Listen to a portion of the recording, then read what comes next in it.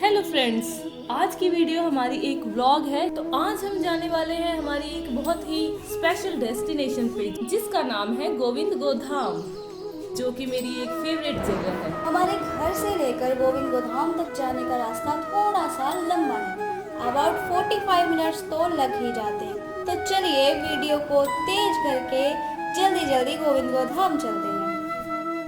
तो अभी हम गोविंद गोधाम के बहुत ही नजदीक पहुंच चुके हैं और थोड़ी देर में आपको गोविंद गोधाम का बोर्ड नजर आएगा।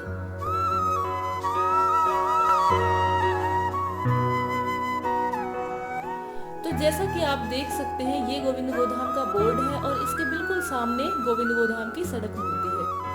तो चलिए चलते हैं अब जल्दी से मंदिर की तरफ। तो अभी हम बस मंदिर पहुंचने ही वाले हैं, बस 2 मिनट का रास्ता अभी बाकी रह गया है। तो अभी मैं आपको मंदिर बाहर से भी दिखाऊंगी, बहुत ही सुंदर नजर आता है। तो अभी बस आप 2 मिनट वेट कीजिए और आपको सामने ही मंदिर नजर आएगा। तो जैसा कि आप देख रहे हैं, ये मंदिर के मुख्य द्वार का गुंबद है। तो अभी मैं आपको मंदिर के अंदर जाके दर्शन करवाऊंगी। तो बहुत ही जल्द अब हम मंदिर के अंदर जाएंगे और राधा गोविंद जी के दर्शन करेंगे।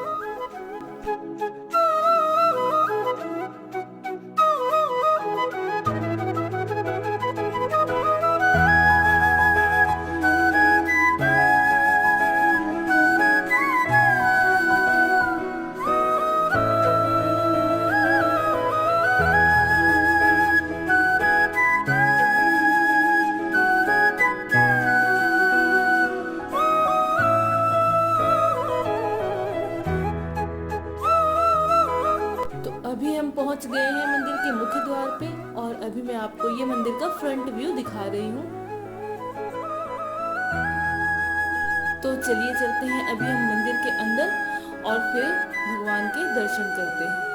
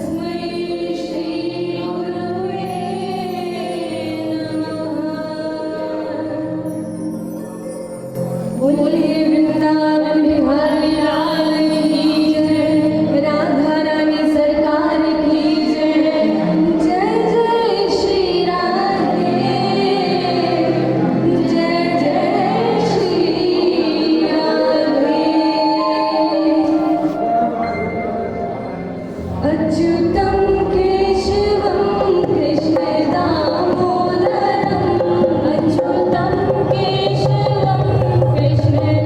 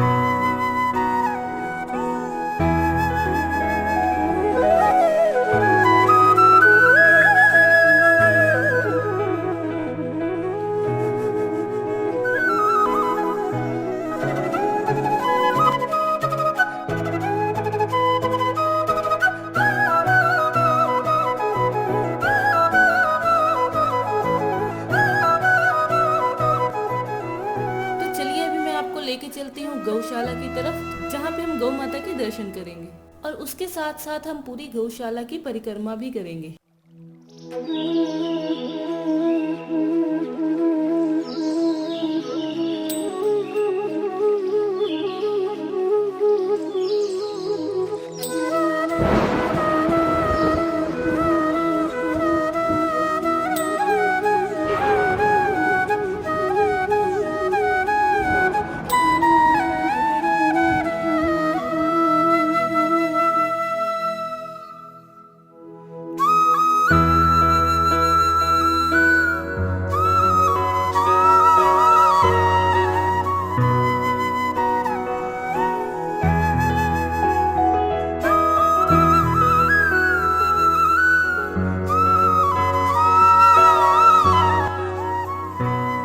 तो चलिए अभी गौशाला की परिक्रमा करते हैं।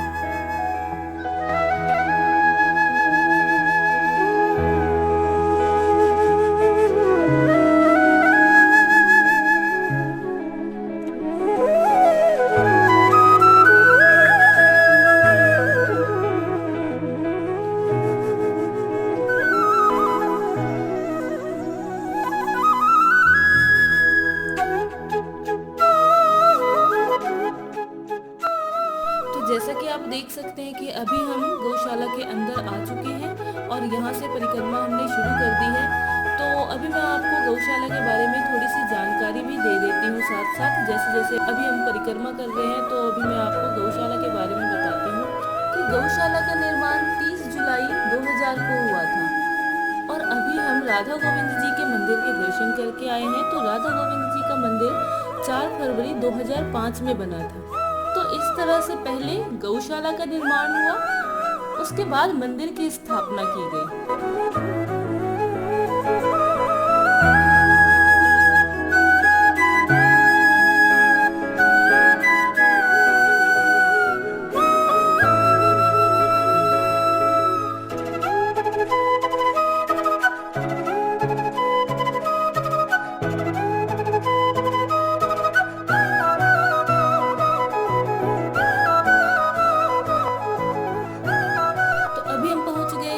कामधेनु गौ माता के पास और अभी हम इनकी 5 बार परिक्रमा करेंगे। तो परिक्रमा करते समय हम सिर्फ भगवान का नाम लेंगे। तो चलिए परिक्रमा शुरू करते हैं। श्री कृष्ण गोविंद हरे मुरारी, हे नाथ नारायण वासुदेवा। श्री कृष्ण गोविंद हरे मुरारी, हे नाथ नारायण वासुदेवा। हे नाथ नारायण वासुदेवा, हे नाथ नारायण वासुदेवा।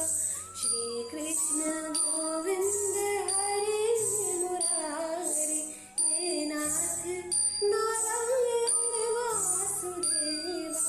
श्री कृष्ण गोविंद हरे मुरारी, हे नाथ नारायण वासुदेवा।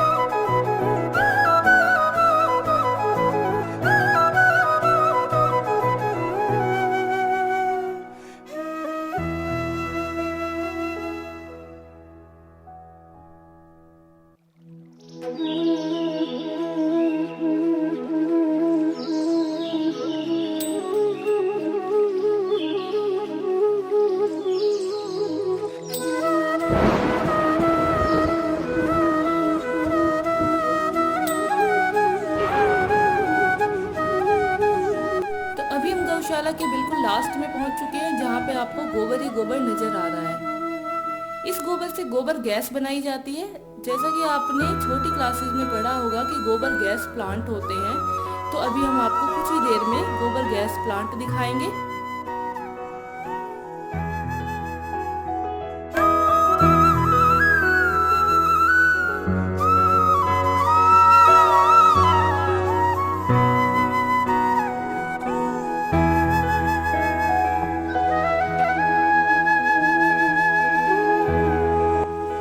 जैसा कि मैंने आपको बताया था, ये है गोबर गैस प्लांट जो आप अभी सामने देख रहे हैं। जिसने भी गोबर गैस प्लांट कभी नहीं देखा है वो आज यहाँ पे लाइव देख सकते हैं।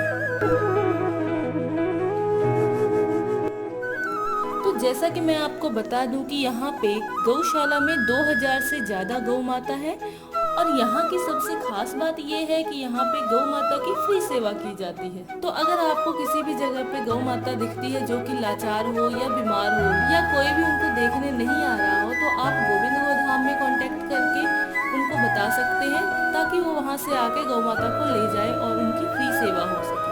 तो चलिए अभी हम गौ माता को चारा खिलाने के लिए चलते हैं। यहाँ से हम चारा लेंगे और गौ माता को चारा खिलाएंगे। यहाँ पे आप गौ माता को कितना भी चारा खिला सकते हैं, सभी फ्री ऑफ कॉस्ट है।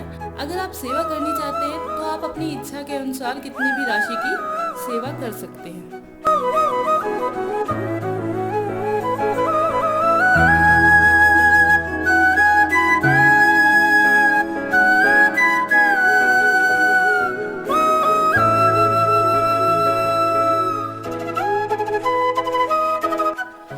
ये है गौ माता का चिकित्सालय, जहाँ पे गौ माता का इलाज किया जाता है जब भी वो बीमार हो जाती है।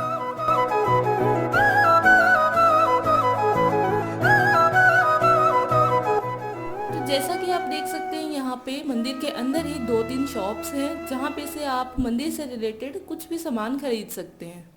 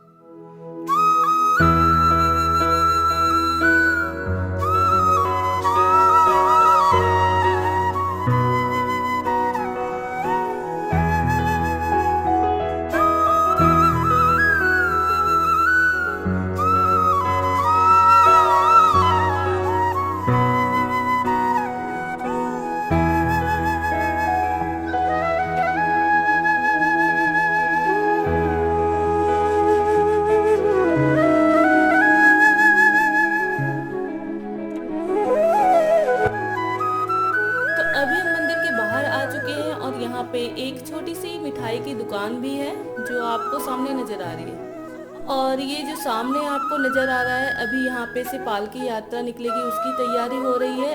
अभी हम आपको थोड़ी देर में पालकी यात्रा के दर्शन करवाने के लिए भी लेके जाएंगे।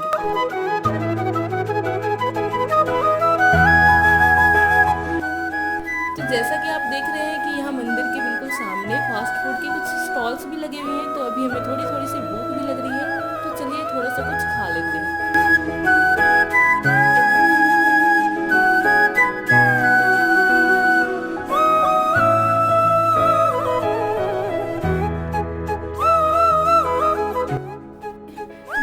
आप यहाँ पे देख रहे हैं कि अंकल हमें टिक्की चाट बना के दे रहे हैं, और ये जिस कटोरी में हमें टिक्की चाट देंगे वो पत्तों से बनी हुई है, जो कि बहुत ही खूबसूरत लग रही है। तो चलिए अब हम चलते हैं पालकी के दर्शन के लिए। तो अभी मैं आपको पालकी यात्रा के दर्शन करवाती हूँ।